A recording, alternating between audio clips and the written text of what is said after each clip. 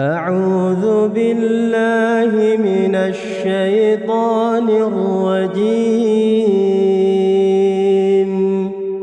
بسم الله الرحمن الرحيم. الحمد لله الذي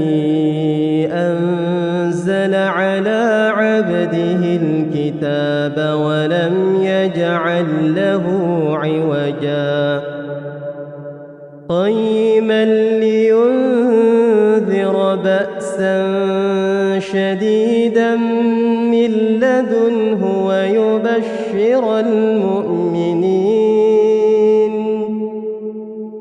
ويبشر المؤمنين الذين يعملون الصالحات أن لهم أجرا حسنا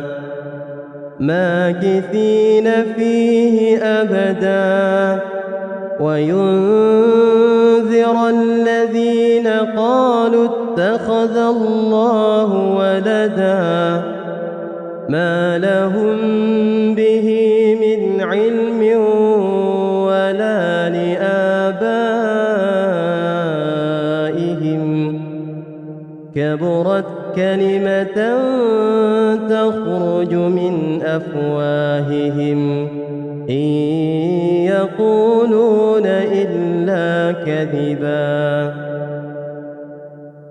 فلعلك باخع نفسك على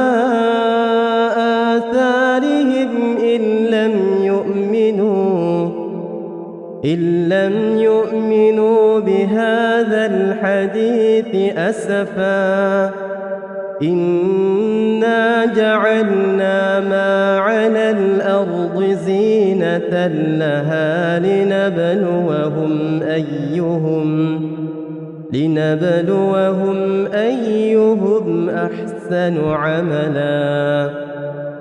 وإنا لجاعلون ما عليها صعيدا جرزا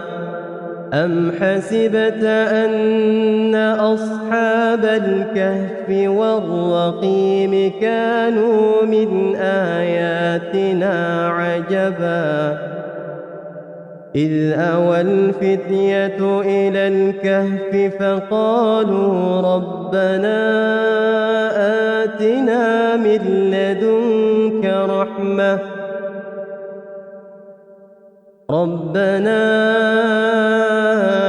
آتنا من لدنك رحمة